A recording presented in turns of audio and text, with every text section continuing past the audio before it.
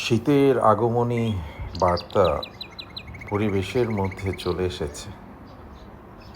খুব সুন্দর মৃদু মিষ্টি একটি রোদেলা পরিবেশে আপনাদের জন্য একটি কন্টেন্ট করার জন্য চলে আসলাম। Hello viewers, welcome to cat live blogs. আমি আশা করি আপনারা সবাই ভালো আছেন। আলহামদুলিল্লাহ, আল্লাহ পাকের অশেষ রহমতে আমিও ভালো আছি। চলে আসলাম আপনাদের ভালোবাসার প্রিয় চ্যানেল ক্যাট লাইভ ব্লগে।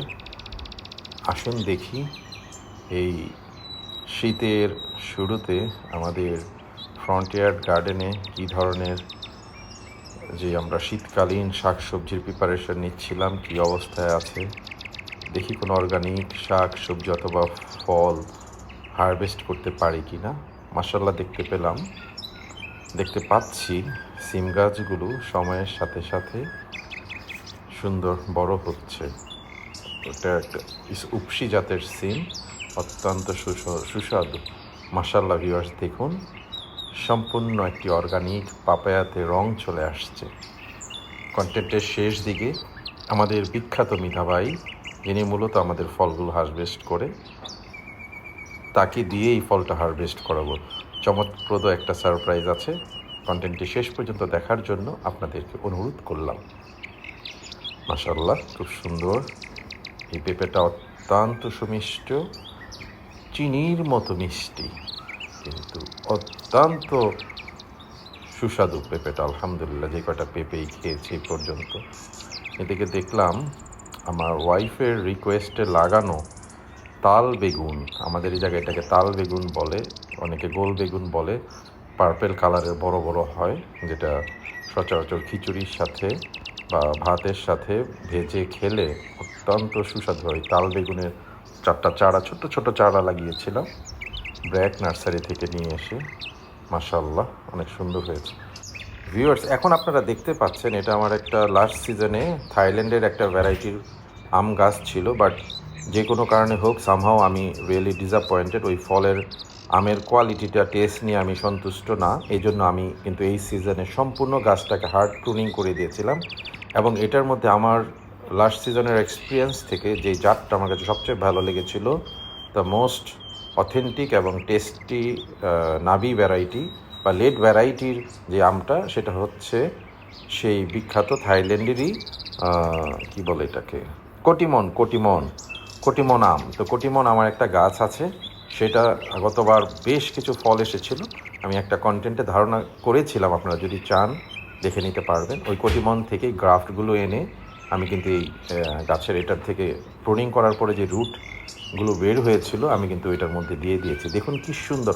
আলহামদুলিল্লাহ, আল্লাহ পাকের অশেষ রহমতে প্রত্যেকটা গ্রাফটই সাকসেসফুল হয়েছে ইনশাআল্লাহ। তো এটা খুবই সহজ, খুবই অ্যাবসলিউটলি ইজি, এবং মানে আপনার হিসেবে আপনার 2টা টাকাও খরচ হবে না।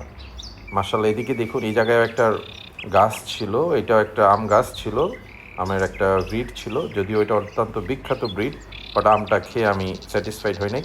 এটাকে আমি হার্ড প্রুনিং করে দিয়েছিলাম, এবং কি সুন্দর পার্পেল কালারের, মানে চোখ জুড়িয়ে যাচ্ছে, এত সুন্দর গ্রাফট বের হয়েছে। দেখুন সাকসেসফুল হয়েছে। এটা অবশ্যই একটু পরে করেছি, বাট এগুলো সাকসেসফুল হয়েছে ইনশাল্লাহ। এখনও এটা বের হয় নাই, বাট বের হয়ে যাবে। তো মাশাআল্লাহ, এদিকে আপনারা দেখতে পেলেন 2টা গাছ। এই 2টাই আমি কোটিমন ব্রিড গ্রাফটিং করে দিয়েছি, কারণ কোটিমনটা আমার কাছে গতবার এত টেস্ট লেগেছিল। আমের সাইজও ভালো, রঙও সুন্দর, খেতে অত্যন্ত সুস্বাদু।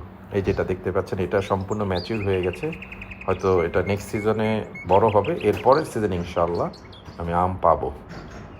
তো যাই হোক, একটা বড় গাছ, এই গাছটা বড় হতে প্রায় 3-4-5 বছর লেগে যায়। অল্প সময়ে টেকনিক্যালি যদি এটা জাতটা চেঞ্জ করে নেওয়া যায়, কত সহজ, without spending a single money. Just আপনি যদি আমার কাছে চান, আমি এরকম 20-50টা গ্রাফট আপনাকে দিয়ে দিতে পারবো, কোনো বিষয়ই না। এটার একটা গাছ, এটাও মাশাআল্লাহ স্পেশাল, গতবার আমি খেয়েছি, যেটা রং এবং গুণে টেস্ট অত্যন্ত ভালো, একটা ইন্ডিয়ান ব্রিড। ওইটা আমি করেছি। যদি ইনশাআল্লাহ সাকসেসফুল হয় ভিউয়ার্স, তখন আপনাদেরকে আমি এটার মধ্যে কী ব্রিডটা দিয়েছি ইনশাআল্লাহ এটা আমি আপনাদেরকে নেক্সট জানাবো। তবে মনে হচ্ছে গ্রাফটিংগুলো সাকসেসফুল হয়েছে। ইনশাআল্লাহ সময় হোক, আল্লাহ পাক যদি তৌফিক দেয়। ফলন হলে ইনশাল্লাহ আপনাদেরকে দেখাবো এবং ওই নামটা জানাবো নেক্সটে। এগুলো আশা করি সবগুলোই সাকসেসফুল হয়ে যাবে। অযথা আপনার টনস অফ মানি খরচ করে এই নতুন আরেকটা গাছ না কিনে বরঞ্চ ওই গাছটা যদি আমি লাগাতাম, দেখা গেছে 2 বছর 3 বছর ফলনই হতো না, বড় হতে হতে, তো এটার মধ্যে লাগিয়ে দিয়েছি, এটা 2 বছরের মধ্যে ইনশাল্লাহ ফলন চলে আসবে। মাশাআল্লাহ, আলহামদুলিল্লাহ। এটা দেখতে পাচ্ছেন গতবারের আমার একটা ভাইরাল ট্রি, বানানা ম্যাঙ্গো 2টা গাছ আছে। বেশ অনেক থাইল্যান্ডের বিখ্যাত বানানা ম্যাঙ্গো এসেছিল এটা, এবং আমি আমার অনেক আত্মীয় স্বজন বন্ধুবান্ধবকে দিয়েছি, তারা সবাই অত্যন্ত অ্যাপ্রিসিয়েট করেছিল ফল, স্বাদ, রং এবং গুণের কারণে। ভিউয়ার্স, দেখতে দেখতে প্রায় কন্টেন্টের শেষ দিকে চলে এসেছি। এই মুহূর্তে আপনাদের কাছে অনুরোধ করছি, যারা এই কন্টেন্টটি নতুন করে দেখতেছেন অবশ্যই প্লিজ সাবস্ক্রাইব মাই চ্যানেল, এবং যেই দর্শকরা আমাকে অলরেডি সাবস্ক্রাইব করেছেন, I really appreciate you guys, এবং আপনাদের প্রতি আন্তরিক কৃতজ্ঞতা আপনাদের এই সহযোগিতার জন্য। আপনাদের দোয়া এবং সহযোগিতা আমাদের পথ চলার পাথেও। দর্শক বন্ধুরা দেখুন, একটা দেখতে পাচ্ছি এই ফুলের নামটা আমি জানি না, বাট এটা একটা ক্যাকটাস জাতীয় গাছ। কিন্তু আমি অবাক হয়ে যাচ্ছি, আল্লাহ পাকের কি নেয়ামত, সুন্দর কাটার মধ্যে কি সুন্দর ফুল, কি রং, আলহামদুলিল্লাহ। এই মুহূর্তে কোরআনের একটা আয়াত মনে পড়ে যাচ্ছে, ফাবিআই আলা তু রাব্বিকুমা তুকাজ্জিবান। আল্লাহ পাকের কোন কোন নেয়ামতকে আমাদের প্রতিপালকের আমরা অস্বীকার করব। ছোট্ট একটা গাছ, কাটাময় গাছ, কিন্তু কি সুন্দর তার ফুলের রং। মিদা ভাই, তা কি খবর, কেমন আছেন? আসসালামু আলাইকুম স্যার। ওয়ালাইকুম সালাম। তা রিপোর্ট আছে কি কোন? রিপোর্ট আছে স্যার, এই পেঁপে একটা দেই গাছে আইয়া পাকতে লাল হয়ে রইছে। আলহামদুলিল্লাহ, এটা তো একসার সুন্দর সুন্দর রং আসছে। দর্শক বন্ধুকে একটু দেখাইতে থাই আর হেঁটতে থাই। হ্যাঁ হ্যাঁ, তো একসার পুরা দেহি পাইকা হলুদ হয়ে গেছে গা। মাশাআল্লাহ, একেবারে দি অর্গানিকের ভাব। দর্শক বন্ধুগণ, যা আসসালামু আলাইকুম, বিসমিল্লাহ। বিসমিল্লাহির রহমানির রহিম। না পেঁপে তো মাশাআল্লাহ সাইজও তো কঠিন মেদা ভাই, নরম হয়ে গেছে। একেবারে সুস্বাদু। হ্যাঁ, কঠিন অবস্থা দেখি। দর্শক বন্ধুরা, আমাদের অর্গানিক মিধা ভাই অর্গানিক ঘাস খাওয়া একটা পেঁপে সে পারলো, মাশাআল্লাহ, আলহামদুলিল্লাহ। ঠিক আছে মিধা ভাই, আপনার ধন্যবাদ। পেঁপেটা যে সুন্দর, মাশাআল্লাহ।